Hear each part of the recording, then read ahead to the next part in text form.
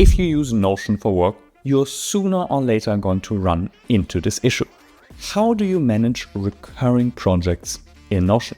Whether it's onboarding a new client, planning a recurring campaign, or reviewing the latest deal in your pipeline. You don't want to have to reinvent the wheel every single time and manually add all the individual tasks.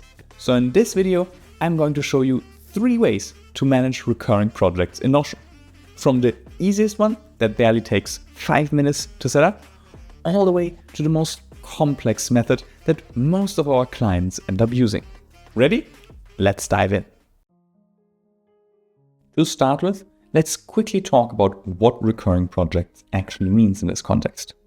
A recurring project relates to everything where you have one big container and then a series of tasks underneath that should execute or at least populate in your system every time you take on that project.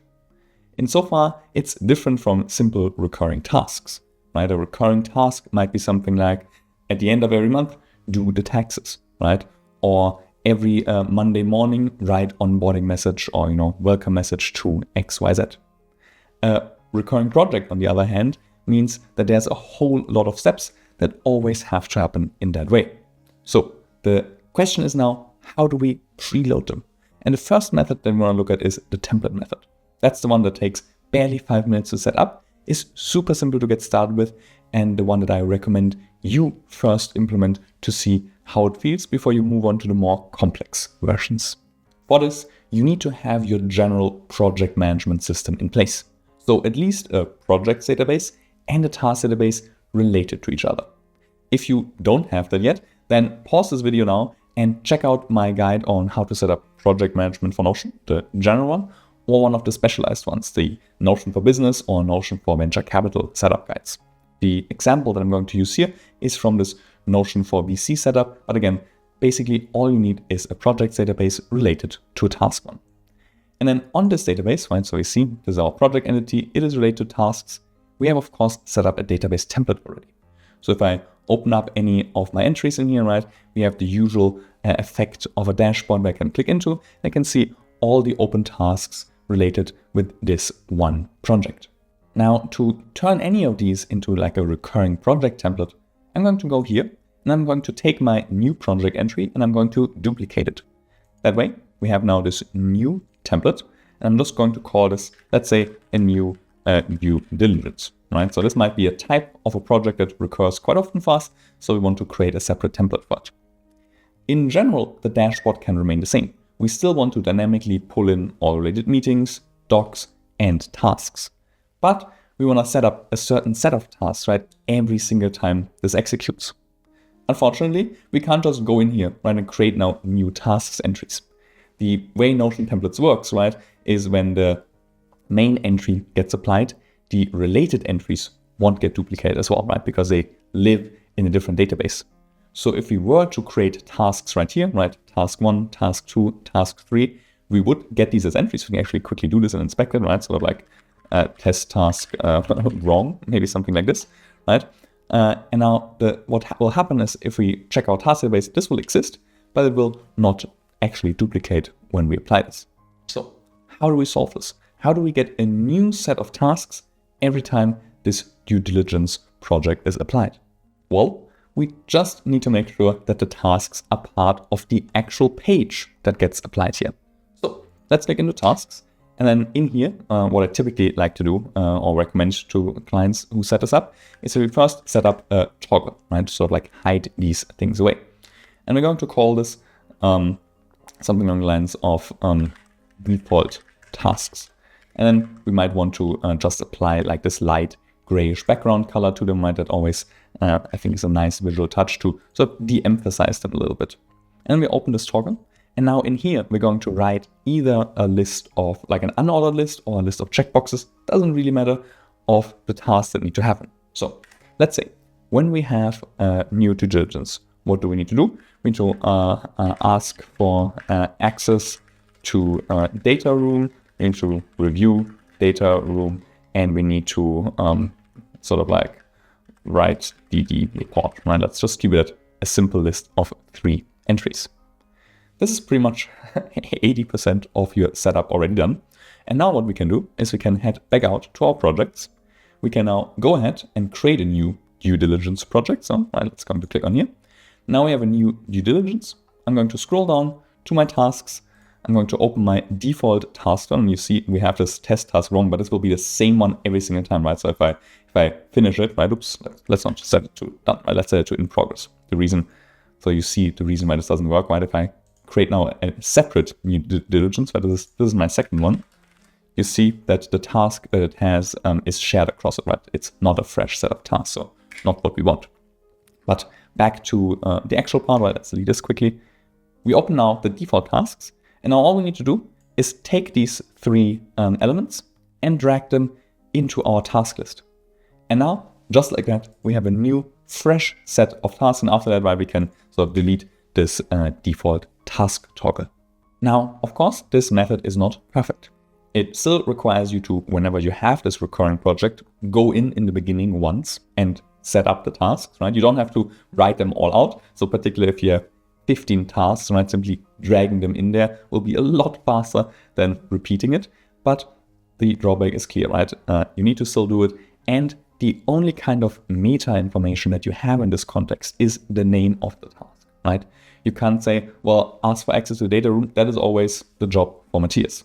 Reviewing a data room, that's always the job for Jill, right? That's very hard in the system to put in there. So if you need to additional context like that, then method number 2 will be the run for you. Method number 2 will use the simple automation approach. So we're going to create a Notion database automation. And don't worry, even if you've never done this before, it's super simple. And I also have a full guide on both formulas and Notion database automations linked down below that you can check out. So the very first thing that we need to do here when we want to create a database automation is we need to have something that this triggers off. Because probably we don't want this to be applied every single time, right? We only want to apply it for certain types of projects. Again, let's take our due diligence example. So in this case, we need any kind of property. To make this a bit easier, right, what I'm going to do is I'm simply going to create a type property here, right? So we're going to call this type. This will be a select, and then I'm going to change this to like some shapes. That's my typical icon for that. And now we can create a new type for like due diligence project, right? Say, okay, when due diligence is applied, the type that we want to set here will be due diligence. Perfect. Now we can go and click on the automation icon and set up our first automation. So this will be set default tasks for due diligence. What's our trigger? Well, we just created it. Our trigger will be that when the type is due diligence, right? So if the type is set to due diligence, then this automation will trigger. Now, what is supposed to happen? Well, whenever this project is created, we want to set up default tasks. So new action, add page to our task database, right? So let's go for, I think it's called VC tasks. Always need to see, yes, that should be the correct one. So we're going to add this to our VC task database. The name will be get access to data room. And unlike in the previous one, right, we can now set any kind of property for this new task. So we can go ahead and say, okay, what I want is the owner of this task should always be Matthias. And the due date for this task should be sort of like X after when it has been created, right? So like we need to get this within the first week. So we're going to set a custom formula. And we're going to say, okay, once this has triggered, right? Date triggered, date add. And now we're going to add 7, days, again, right? Formulas linked down below. And that's it, which now means whenever we create this project, it will automatically not just create this task and assign it to Matthias, but it will also set the due date for 7 days later. And you can see how powerful it is because there's a lot of other elements, that, of course, that you can influence and preset pretty much everything that you have, right? In this case, of course, since it's a demo setup, we don't have many more properties. It's a simple task management system, but you get the gist. Now, after you've set up this one task, right, you need to repeat the process for every single task that you want to create, which luckily gets a bit faster because you can simply duplicate a step. So I'm going to click here, right? I'm going to say duplicate. So the second one would be review data rules, right? Let's say that is a task for Jill. So I'll send it to her and we will say, okay, that will be within the first 2 weeks that we need to do that. And then we're going to duplicate this again and, sort of like write review or what it was. And this one will be assigned to me again, or maybe the page creator. Actually, that might also be interesting, right? Whoever actually triggered this automation, right? Whoever set up the new due diligence project, maybe they should always be assigned, whereas the other two might be people that have sort of fixed roles. And then we say, okay, that report needs to happen within sort of like, let's say, 21 days. Perfect. And then all that's left is for us to enable this automation. And now we can actually sort of like, can just create a new due diligence project, or we could assign the tag here to trigger it. Let's create a new one for this one. So let's call this our third due diligence. And then if we investigate the task tab, we will see like that in a moment, this will start to populate with the open tasks. These automations, right, they always take a moment to run, anywhere between sort of like 10 to 30 seconds, and then they'll pop up in here. Actually, I just realized that they will not populate because we forgot one crucial step. Let's go back to our automation and just click on the one that we've set up. And now go back to the task.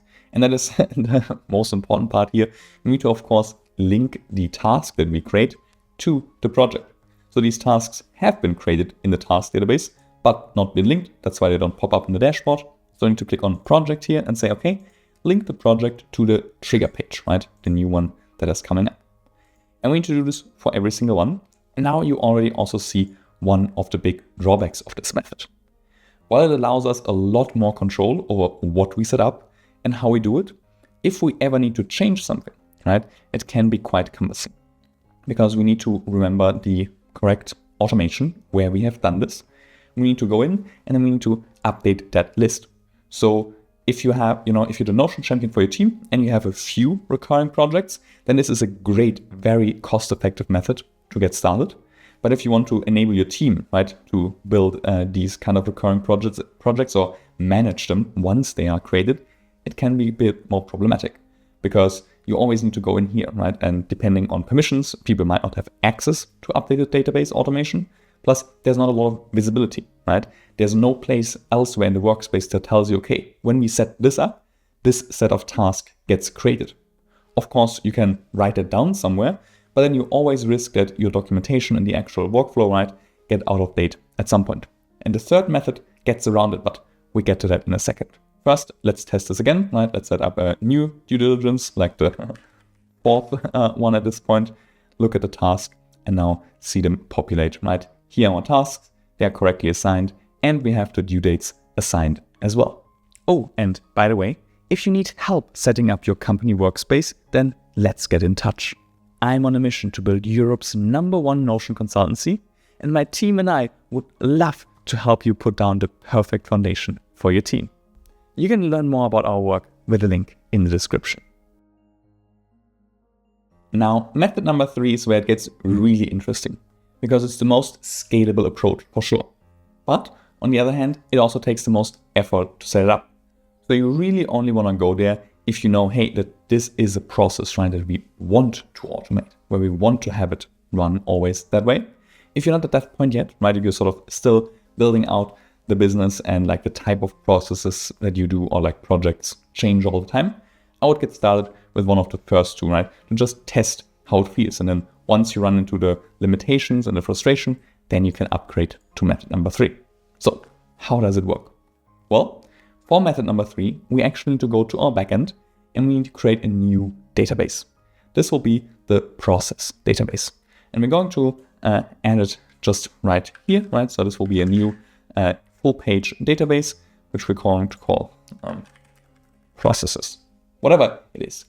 And in here, we're now going to set up basically the properties for the tasks that we need for our recurring projects that should be populated.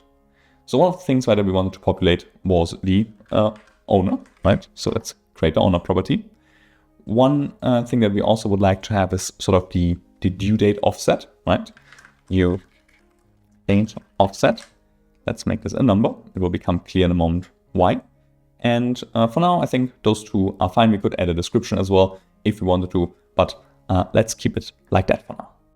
Actually, we need, again, one more thing, right? So we need, in this case, let's use a select property. Let's call this sort of like process to indicate what this task belongs to. And in this case, right, I'm going to use a select property. You could make this, of course, even more advanced by creating two databases, sort of like process tasks, right, to mirror projects and tasks to, like, you know, group them really nicely. But it will do the trick to just walk you through the approach here. Let's call this one due diligence. And now what I'm going to do is I'm going to go ahead and I'm just going to create the tasks now that should be spawned whenever a new project is created. So again, right, ask for access to data room. We will get the new data room, and we will get a, you know, write review task.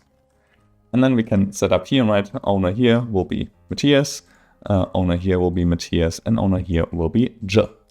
And then for the due date offset, right, this will be 7, this will be 14, and this will be 21. And in terms of the process, it's all the due diligence one. And now that is basically our setup. So why does this matter? Well, here's how the whole thing ties together. Whenever a new project is created, it will trigger an automation, an external automation, because Notion automations can't yet do this. Once they get updated to that, I will leave a comment down below and probably update a blog post so you know exactly how to do it internally. But for now, external automation. And that automation checks then whatever is currently in our process list and creates those as entries in tasks. And that has the huge advantage that you're sort of pulling the thing that gets automated outside of an automation, right? This is just a Notion database, which means you can embed it into the rest of the system and create what I like to call living documentation. Let me show you. So here's sort of a sample documentation page, right, in our VC Docs database, where you outline and explain, hey, here's what happens. And you sort of write down your process, right? You tell like this, these are the things that need to happen. And then you can sort of like simply go ahead now, right, and add as a heading, our process. And here, instead of just writing in text, hey, these are the tasks that need to happen, well, we just embed our task list, right? Our process, right? So we do a create linked view of data source. We're going to pull from processes, and we're going to say, okay, and let's filter this, right, for, of course, only the ones that are assigned to the due diligence process. Which means the person who's responsible for managing the due diligence process doesn't have to be the same person who sets up this automation, right? Once this automation is set up, everyone who has access to this page and is supposed to manage this can go in and be like, actually, we realized 7 days, that's far too late, right? Like it needs to be, this needs to happen within 3 days. And actually there's a fourth task, right? And get everyone research competitors, right? Let's see that we also assign this to me, right? And with just 2-3 clicks, you've expanded what happens without having to touch the automation. So it creates a lot more visibility and is a lot more scalable, right, in using it across your system rather than the systems where you have it hidden behind automations. That's why it's so powerful. All right, I just noticed while we were doing this, one element that's missing that we should add to it when we take this approach, and that is sort of the order, right? And that's just so we can make sure that tasks get generated in the right order always. So, right, this would be sort of, this would be number 1, probably, right? This would probably be number 2, this number 3, and this number 4. And then we can always sort this by the order. In auto automation, we will make sure as well that tasks get created in that correct order. And here we'll do like 5. Perfect. The setup here is ready. So now let's build an automation that actually creates these entries. The tool that we're going to use today to build this is called Relay. And it's one of my favorite automation tools. My go-to recommendation actually for everyone who's starting with automations. It's very easy in terms of the interface. AI is amazing within it. And that's why, right, we're going to use it here, even though we don't need to actually embed AI in this particular one. But still, if you're starting with one automation tool and want to learn the ropes, this is the one that I recommend. But of course, this approach works just the same with something like make.com or N8N. So inside of Relay, right, link for it down below in the description, we're going to create a new workflow. the workflow that we're going to call, let's call this create DD tasks, needs a trigger, right? When should this happen? Now, I want this to happen whenever we create a new project in Notion. So the easiest way to do this is by something called webhook. A webhook is basically sort of like a wave, right? Or a notification from one tool to another saying, hey, something happened. And in Notion, we can say, hey, Notion, please send a webhook to Relay every time a new project is created. So this is the option I'm going to choose with. And we say, okay, unique URL for this webhook is this one, hook relay API. All right. So let's copy this for a second and head back over to Notion. And we still need an automation in this case, right? But the automation just triggers the thing once. It doesn't do anything else. Let's quickly go to our projects here, and let's set up a new automation. And that says, okay, sort of like trigger DD process. And we say again, right, when the type is set to due diligence, then please send a webhook to, and now we can paste that stuff in here. And we can say yes, and we want to send all properties with it. Let's enable this, and let's pause our other automation for a moment. And then let's head back over to Relay. And in Relay, we can now say, okay, please configure automatically, right? This will help us read the data that Notion is sending. So we're going to click here. Relay is now listening for one of these webhooks to come through. So in Notion, we're just going to create now another due diligence, right? This has to be our fifth one, fifth, something like that. And then we go to Relay and wait for the webhook to come through so it can take that information, right, and turn it into structure for us to work with. And there we have it. You don't really need to bother with this, right? This is a JSON object. It can look quite intimidating if this is the first time that you're doing this. But again, for the purpose of this automation, all we need to do now is click on Save. And then here on Done. Step one is all in the books, right? A new due diligence has been created and Relay is getting notified. So what do we want it to do next? Well, we want it to look at our process database, right? So I'm going to click on Add a Step. I'm going to say Notion. And instead of Notion, I want it to find pages in a database. I want it to find pages in the process database. Now, if you're using Relay and Notion together for the first time, you'll have to authorize Relay now, right? It will show you a little information. You will go through authorizing it, and then you need to make sure to give it access to the right database.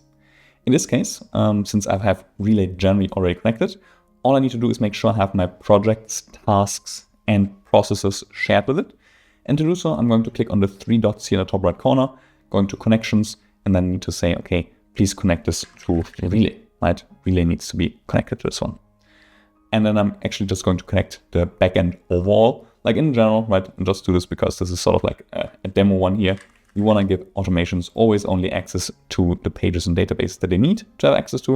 In this case, this will just speed things a little bit up. So let's head back here. And now we should be able to, in here, find our processes.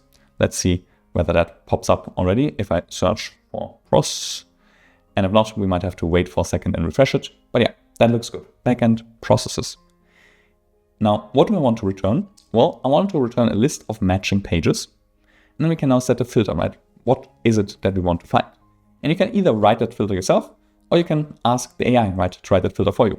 And so in this case, let's just say, okay, please retrieve all pages where the type is set to due diligence, right? What is that the option? Like, did we label it like that? Let's just see how we spell that.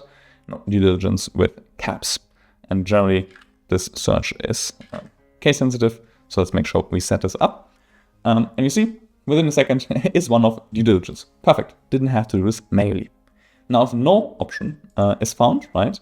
What do we want to do then? Well, if no option is found, we want to still continue without a result. And then we just say to not do anything. And then sort order. This is where our order comes in, right? So we say, well, yes, I want you to order this by ascending so it comes in the right level.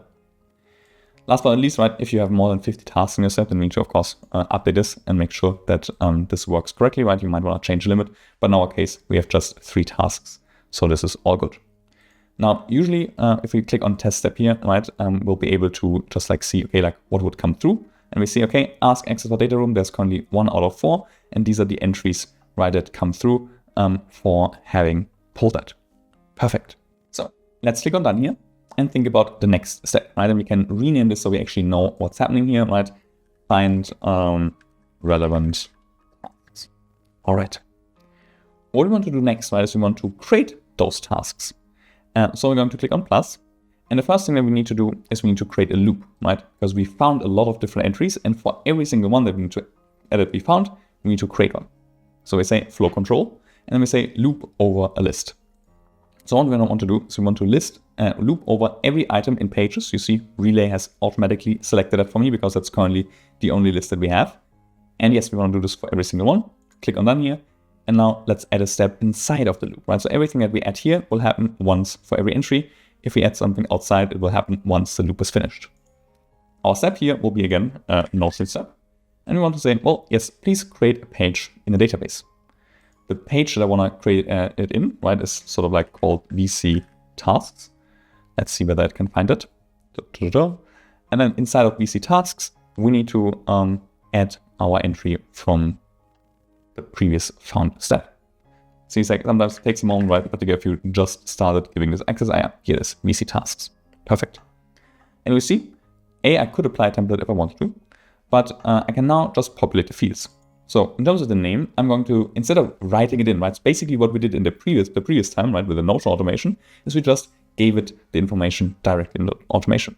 But here, we're going to pull from the other place. So we're going to click either on plus or type add, and this will allow us to access the data from before, right? So I'm hover over page, and we see all the information from here we can pull in here. So I'm pulling the name as a name, and then in terms of the owner, right? I want to pull in the from page the owner, and then for the due date, we want to now create sort of like an offset, right? And we say, okay, in terms of the offset, please increase this based on what we have there, right? Actually, we have to do like a calculation first for that. So we'll do that in a second. That will be a tad bit more complicated, but for now, let's just have name and owner. And then, of course, make sure we connect it to the correct project, right? So in terms of the project, which project should it be? Well, it will be the project, not from the initial page run, right? But it will be from the ID that we previously found from up here. And we actually also need to quickly find that before we go to it. So let's just click on done for a second and then add in our 2 additional steps that we need in order to wrap up this step. Now to find a project, let's click on plus and then go to Notion. And then for Notion, we will again like find pages in the database. We want to pick our projects, right, that we have in the backend. And what we want to return is, even though it's a single page this time, I prefer always going for list of matching and make sure that we add a filter where we say, okay, let's search for the ID of that project. Now the ID will be from our webhook call, right? And we now have it in our webhook call, in the payload, in the data. Now, sometimes if there's a specific field type, right, it will not show up directly here, but under other fields. And even though it tells us, well, this is a different sort of like, type that we're looking for, we can still map it in here, the ID, and make sure that it will find it. If nothing is found, right, then we want to pause the run in this case, because that means that the thing that just called webhook doesn't actually exist. So someone probably created and immediately deleted it again. But otherwise, we're good to go.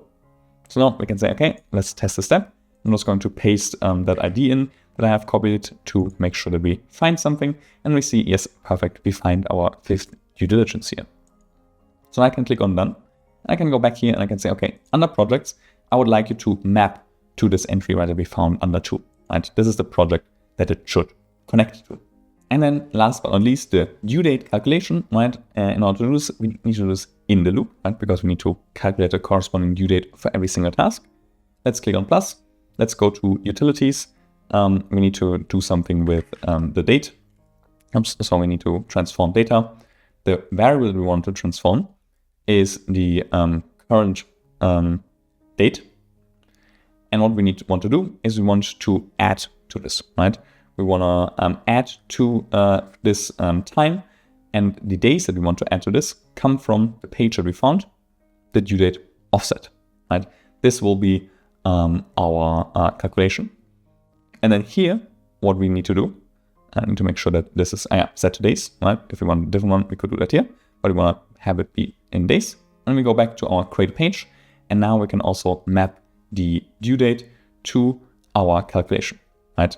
The date that we can map it to is the one that we just calculated here. Say save, say done. And that's basically our setup, right? If we just go through it again, when a new project is created, this scenario will trigger. It will find the project. Let's rename this so we know what it does, right? And find project. It will find relevant tasks. And then for each page in the relevant tasks, it will calculate the due date and then will create that new task entry and link it. Now let's test this. And then there's one more thing that we need to do to make sure this also works for different types of processes. So we're going to turn this scenario on. And now we say, okay, let's start this when a webhook is called, right? It will tell me I can't start this manually, unfortunately, because of the webhook trigger that is required. But no problem. We go to Notion. We create yet another due diligence, right? 6th due diligence. And then we can head on over here to the Run tab and we see, okay, something is currently running, right? It just received the webhook and it's now going to create the pages right now. It's currently on step 1 of 4 in the loop. So let's go in here. Let's look at the task and let's see, okay, the first 2 have already been created. There's number 3 and now number 4 should pop in as well in a second. Noticing one thing, what we already need to update, we need to reverse the order, right? Because right now they come in the opposite order, but that's no problem, right? So we go back here and now that all 4 are completed, right? We should have the 4th one pop up here in a second as well. And then we can go back into the editor and do 2 changes. First, find relevant tasks, right? Sort needs to be not ascending, but descending. And then the one other small trick that we need to make sure to have so that if we have several types of recurring projects, they don't conflict with each other. So let's look at find relevant tasks. Currently, we find it by due diligence, right? Which means no matter what project type comes through, it will always look for the due diligence tasks. That's of course not what we want. We want this to search for the option that matches what comes through from the project. So under webhook call, payload, data, properties, and then type, select, name. That's where that information is, right? That's what we want to match. And now that means that in Notion, right, if we set up a different project type and different tasks in the process, then a different set of tasks will be created. I just did this, right? So I have made sure we have a new template called exit project. I simply said, change the type tag. I made sure that our automation, right, triggers for both the due diligence and the exit project. And then of course, under processes, I added 2 new test tasks. And that means now if we go back to projects and I create a new exit project, it gets a different set of tasks, right? This one gets now in a second test task 1 and test task 2, whereas the due diligence ones, right, they get the other ones. And you see like how scalable this becomes, right? Because with you having set this automation up once, the team can now start editing and updating these processes directly in Notion. They don't need to have any idea of the underlying automation that is going on. And at the same time, you can pull the information from that, right? The things that are getting created into your documentation, into the open, to make sure that there's never a possibility that documentation and the actual, process automation fall apart. Now that you know how to create recurring projects in Notion, it's time to speed up your workflows. Notion AI is incredible at helping you get through your to-do list faster. But you need to know how to prompt it. My team and I have tested a lot of ways to make Notion AI better. And I recently published a video with our favorite 6 tips to make it work smarter. So, to take your Notion AI to the next level, just click here and I will see you in a few seconds.